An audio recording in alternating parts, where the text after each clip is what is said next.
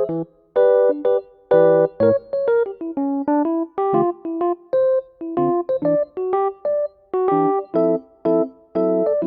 semuanya, saya Christine Natalia Manalu, perwakilan dari kelompok 10. Di sini saya akan menjelaskan mengenai pengembangan ekonomi kreatif.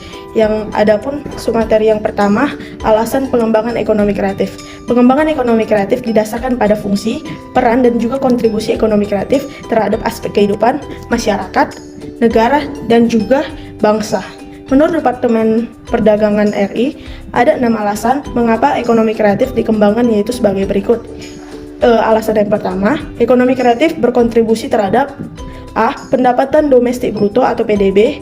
Yang B. Menciptakan lapangan pekerjaan, peningkatan ekspor. Alasan yang kedua, ekonomi kreatif berdampak sosial, yaitu dengan meningkatkan yang A. Kualitas hidup manusia.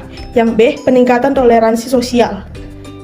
Adapun alasan yang ketiga, ekonomi kreatif mendorong inovasi dan kreativitas, yaitu yang dapat merangsang yang A. Ide dan gagasan manusia. Yang B. Penciptaan nilai.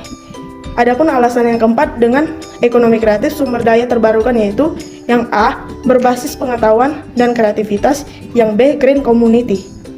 Alasan yang kelima, ekonomi kreatif dapat menciptakan iklim bisnis disebabkan yang A. Dapat menciptakan lapangan usaha. Yang B. Berdampak bagi sektor lain. Yang C. Dapat memperluas jaringan pemasaran. Alasan yang keenam, dengan ekonomi kreatif dapat meningkatkan citra dan identitas bangsa, yaitu melalui cara yang A. Meningkatkan turisme. Yang B. Mengembangkan ikon nasional. Yang C. Membangun budaya atau wisata budaya. Yang D. Memelihara dan mengembangkan nilai-nilai lokal. Sebelum memulai untuk melakukan pengembangan ekonomi kreatif di Indonesia, menurut Departemen Perdagangan RI 2008, ada 4 aspek yang perlu diperhatikan dan dikembangkan, yaitu mencakup hal-hal sebagai berikut. Yang pertama, ekonomi kreatif dengan menemukan ide-ide, seni, dan teknologi dari sebuah ikon negara. Yang kedua, keunggulan produk ekonomi berbasis seni, budaya, dan kerajinan. Yang ketiga, ekonomi warisan. Yang keempat, ekonomi kepariwisataan yang berbasiskan keindahan alam dari negara tersebut. Dengan alasan-alasan tersebut, pemerintah berkewajiban untuk menciptakan iklim ekonomi kreatif yang kondusif sehingga potensi-potensi lokal yang belum tergali menjadi kekayaan real bangsa. Keunggulan produk ekonomi yang berbasis budaya dan kerajinan serta ekonomi warisan merupakan aspek penting karena tidak dimiliki oleh setiap negara. Kebinekaan masyarakat dan keanekaragaman budaya serta warisan budaya adalah modal dasar untuk menciptakan pendapatan, kesempatan kerja, kesempatan berusaha, dan kesejahteraan. Di sini saya akan menjelaskan mengenai submateri yang kedua dari materi pengembangan ekonomi kreatif, yaitu pembaharuan sumber daya dalam ekonomi kreatif. Yang pertama, pembaharuan sumber daya alam. Pembaharuan sumber daya alam dalam ekonomi kreatif dapat terwujud melalui pengembangan teknologi dan inovasi dalam pengolahan limbah, penggunaan bahan-bahan ramah lingkungan, atau penggunaan energi terbarukan di industri kreatif seperti seni, musik, film, dan desain. Contohnya, penggunaan bahan daur ulang untuk membuat produk kreatif seperti tas, dompet, ataupun baju dapat membantu mengurangi limbah serta memberikan nilai tambah pada suatu produk. Selain itu, penggunaan teknologi dapat dalam produksi film atau musik yang efisien energi, serta peningkatan kesadaran akan pentingnya konservasi lingkungan dapat menjadi bagian dari ekosistem ekonomi kreatif yang berkelanjutan. Yang kedua, ada pembaruan produk ekonomi. Pembaruan dalam ekonomi kreatif dapat dilakukan dengan mengembangkan produk dan jasa yang lebih inovatif, kreatif, dan sesuai dengan kebutuhan pasar. Contohnya, dari sektor desainer fashion dapat mengembangkan koleksi pakaian yang lebih ramah lingkungan dan berkelanjutan dengan menggunakan bahan-bahan ramah lingkungan atau daur ulang. Dari sektor pertanian misalnya sangat banyak ragamnya seperti sayur-sayuran, buah-buahan, umbi-umbian, rempah-rempah, dan bahan makanan lain yang bisa ditingkatkan lagi nilai tambahnya dari harga awal bisa kita tingkatkan atau kita produksi ulang menjadi harga yang lebih mahal dari harga sebelumnya. Misalnya dengan memanfaatkan teknologi digital, banyak perusahaan tradisional beralih dari model bisnis cetak ke model bisnis digital. Yang ketiga, pembaruan seni dan kerajinan. Pembaruan seni dan kerajinan dalam ekonomi kreatif dapat dilakukan dengan mengembangkan teknologi dan inovasi dengan tradisi dan keahlian yang sudah ada. Misalnya, seniman bisa menggabungkan teknologi digital dengan seni rupa tradisional untuk menciptakan karya seni yang lebih modern dan menarik.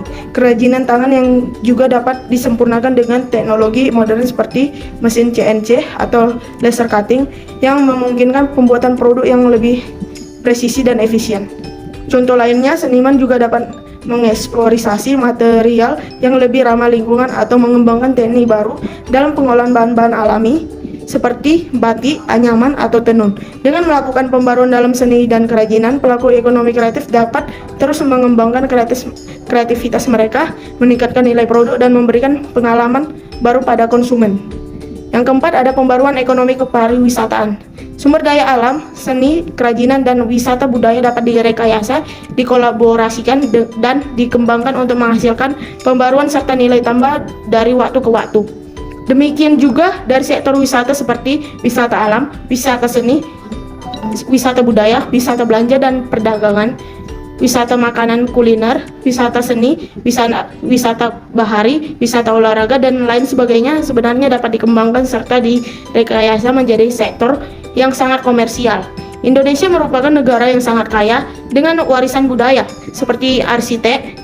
Contoh, semua nilai dan warisan budaya tersebut dapat dikembangkan dan dikolaborasikan untuk menghasilkan nilai-nilai ekonomi yang lebih dapat nilai tambahnya. Industri kreatif Indonesia. Seperti tertuang pada Cetak Biru Pengembangan Ekonomi Kreatif Departemen Perdagangan pada tahun 2004-2009, bahwa pengembangan ekonomi kreatif tahap pertama di Indonesia sebenarnya diharapkan menghasilkan kreativitas modal sosial yang meliputi 4 unsur. Yang pertama, pembentukan komunitas kreatif. Yang kedua, kesadaran berkreasi. Yang ketiga, perluasan jejaring. Yang keempat, kolaborasi orang kreatif.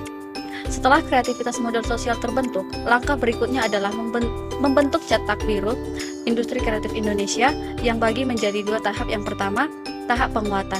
Pada tahap ini berkontribusi industri kreatif ditargetkan mencapai 6-8% terhadap PDB real. Kontribusi ekspor diharapkan mencapai 6-8% di ekspor nasional dan menyerap tenaga kerja minimal 6,5%. Selanjutnya akan meningkatkan jumlah perusahaan 1,5 sampai 2 kali lipat dari 2006. Yang kedua, tahap akselerasi. Pada tahap ini, ekonomi kreatif ditargetkan memberikan kontribusi sebesar 9-11% terhadap PDB real nasional dan menyerap tenaga kerja mencapai 9-11% terhadap tenaga kerja nasional, serta pada tahun 2015 akan meningkatkan jumlah usaha yang bergerak dalam sektor industri kreatif 3 kali lipat dari 2006. Contoh kekuatan, kelemahan, peluang, tantangan, dan kesulitan dalam pengembangan industri kreatif. Yang pertama, kekuatan. A. Kreativitas dan inovasi yang berpotensi menghasilkan produk dan layanan yang unik dan menarik bagi pasar. B. Penggunaan teknologi modern dan internet untuk mencapai pasar yang lebih luas dan mendapatkan sumber daya kreatif secara global. Yang kedua, kelemahan. A. Tergantung pada keahlian industri atau kelompok sehingga sulit untuk mengukur dan menjamin kualitas produk dan layanan yang dihasilkan. B. Tidak memiliki pengaturan dan aturan yang jelas dalam pengelolaan hak kekayaan intelektual sehingga berisiko mengalami pelanggaran hak cipta. Yang ketiga, peluang. Adanya potensi pasar yang besar dan terus berkembang untuk produk dan layanan kreatif, terutama dalam era digital. Peluang untuk meningkatkan daya saing industri kreatif di kancah global melalui kolaborasi dengan pelaku industri di negara-negara lain. Yang keempat, tantangan. Memperoleh sumber daya kreatif yang memadai dan berkualitas tinggi dalam jumlah yang cukup untuk menghasilkan produk dan layanan berkualitas tinggi. Kemudian bersaing dengan produk dan layanan dari industri kreatif di negara-negara lain yang lebih maju dan memiliki sumber daya yang lebih melimpah. Yang kelima, kesulitan. Kurangnya dukungan dan perhatian dari pemerintah dan masyarakat untuk pengembangan industri kreatif, terutama di negara-negara berkembang. Adanya persaingan yang ketat dengan produk dan layanan yang lebih murah dan mudah diakses. Selanjutnya, bagian strategi pengembangan ekonomi kreatif di pedesaan dan di perkotaan. Yang pertama, permasalahan dan cara pemecahannya. Permasalahan ekonomi dan sosial seperti kemiskinan, pengangguran, dan urbanisasi, serta kesenjangan di perkotaan dan di pedesaan yang semakin meningkat sebenarnya dapat diatasi dengan pengembangan ekonomi kreatif sektor tradisional di pedesaan dan pengembangan sektor ekonomi kreatif di perkotaan. Yang kedua, strategi pengembangan. Pengembangan ekonomi kreatif sektor tradisional di pedesaan dapat dilakukan dengan cara menciptakan industri-industri pengolahan hasil pertanian, hasil perkebunan, hasil perikanan, hasil kelautan, hasil peternakan, dan sebagainya. Masyarakat di pedesaan perlu didorong untuk menciptakan nilai tambah dari setiap produk yang dihasilkannya, dan pemerintah menciptakan infrastruktur dan sarana produksi untuk mengelola hasil-hasil produksi di pedesaan. Masyarakat di pedesaan perlu pelatihan dan prasarana untuk pengembangan bahan baku lokal yang sesuai dengan potensi daerahnya masing-masing. Contohnya di Tasikmalaya, Ciamis, dan Banjar yang terdapat industri pengolahan kayu, maka masyarakatnya setempat itu harus giat menanam pohon albasia dan pohon jati yang dimana usia tumbuhnya relatif singkat. Oleh sebab itu, bila ada setiap daerah disediakan sarana produksi lokal dan pelatihan untuk meningkatkan nilai tambah yang sesuai dengan produk potensi lokalnya, maka motivasi masyarakat untuk mengembangkan potensi ekonomi kreatif akan semakin tinggi. Adapun studi kasus yang kami ambil adalah pengembangan ekonomi kreatif berbasis wisata budaya, studi kasus pada pengrajin tenun di Kabupaten Sambas. Pengembangan ekonomi kreatif berbasis wisata budaya adalah sebuah konsep yang menggabungkan kekuatan dari sektor ekonomi kreatif dan sektor wisata budaya untuk menciptakan nilai tambah bagi masyarakat dan meningkatkan daya saing daerah. Konsep ini bertujuan untuk memperkuat potensi wisata budaya dengan memanfaatkan keunikan dan keragaman budaya lokal, serta mempromosikan produk-produk kreatif yang dihasilkan oleh masyarakat setempat. Salah satu studi kasus dalam pengembangan ekonomi kreatif berbasis wisata budaya adalah pengrajin tenun di Kabupaten Sambas, Kalimantan Barat. Kabupaten Sambas memiliki kekayaan budaya yang beragam. Salah satunya adalah seni tenun tradisional yang telah diwariskan dari generasi ke generasi. Tenun Sambas memiliki keunikan dalam motif, warna, dan teknik yang membuatnya berbeda dengan tenun tradisional di daerah lain. Adapun analisis kasus dari ini adalah analisis strategi pengembangan ekonomi kreatif berbasis wisata di Desa Sumber Harapan. Dalam penelitian ini dilakukan dengan menggunakan analisis SWOT terhadap kondisi yang ada di wilayah Desa Sumber Harapan. Analisis dilakukan dengan melihat beberapa faktor meliputi faktor internal maupun faktor eksternal. Untuk lebih jelasnya, paparan analisis SWOT tersebut berikut hasil dapat disajikan oleh peneliti. Yang pertama, faktor-faktor internal analisis lingkungan yang bertujuan untuk mengidentifikasi dan menjelaskan faktor-faktor yang menjadi kekuatan dan kelemahan bagi masyarakat Desa Sumber Harapan untuk menjadi desa wisata berbasis budaya tenun di Kabupaten Sambas. Kekuatan yang diidentifikasi terdiri dari kerja keras masyarakat, pengalaman usaha UKM khususnya pengrajin tenun, ketersediaan tenaga kerja lokal, dan keterampilan masyarakat. Kerja keras pengusaha merupakan unsur yang penting dalam perkembangan dan pengembangan desa dalam menuju desa wisata budaya baik pengusaha, pengrajin songket, dan masyarakat pada umumnya. Selain itu, selama ini Sumber Harapan ini hanya terpaku pada produk berupa kain, selendang, dan sabuk. Sabuk adalah kain setengah tiang yang biasa dipakai oleh kaum pria mengikuti perkembangan zaman di mana produk-produk handmade seperti tas, handbag, dompet, dan lainnya.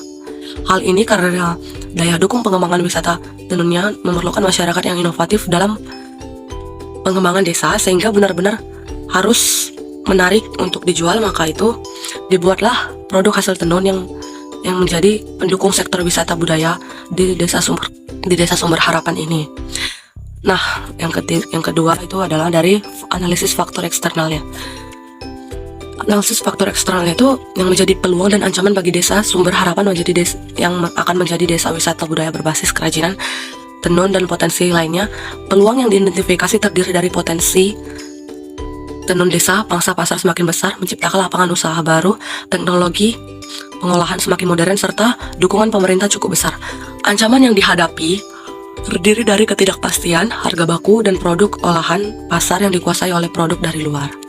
Hal ini dikarenakan Kabupaten Sambas merupakan kabupaten yang berbatasan langsung dengan negara Malaysia dan Brunei Darussalam, di mana kedua negara tersebut penduduknya mayoritas Melayu dan kebudayaan Melayunya masih sangat kental. Seperti yang kita ketahui, tenun songket ini adalah salah satu ciri khas kebudayaan Melayu, sehingga kebutuhan akan kain songket ini masih sangat besar. Dan nilai pariwisata terhadap masyarakat yang unik khas di daerah Sumber Harapan dalam menghasilkan kain tenun juga menjadi daya tarik sendiri untuk dipromosikan. Selain itu, nilai sektor industri pengolahan kain tenun yang mempunyai keterkaitan dengan sumber daya lokal dapat berorientasi ekspor nantinya sehingga menjadi nilai jual sendiri dan yang patut untuk dipertahankan. Adapun kesimpulan dari pengembangan ekonomi kreatif adalah dapat berkontribusi pada pertumbuhan ekonomi suatu negara atau wilayah dengan fokus pada industri kreatif seperti seni, musik, film, desain, mode, dan teknologi kreatif. Sektor ini dapat menciptakan lapangan kerja baru, meningkatkan pendapatan, dan mendorong pertumbuhan ekonomi yang berkelanjutan. Adapun inovasi dan kreativitasnya yaitu ekonomi kreatif mendorong inovasi dan kreativitas di berbagai sektor. Dengan mendorong kolaborasi antara berbagai disiplin dan memanfaatkan keahlian kreatif, ekonomi kreatif dapat menghasilkan ide-ide baru, solusi inovatif, dan pengembangan produk dan layanan yang unik. Sekian dari video pembelajaran kami dari kelompok 10. Mohon maaf jika ada kesalahan kata maupun perkataan yang tidak disengaja maupun disengaja. Sekian dan terima kasih.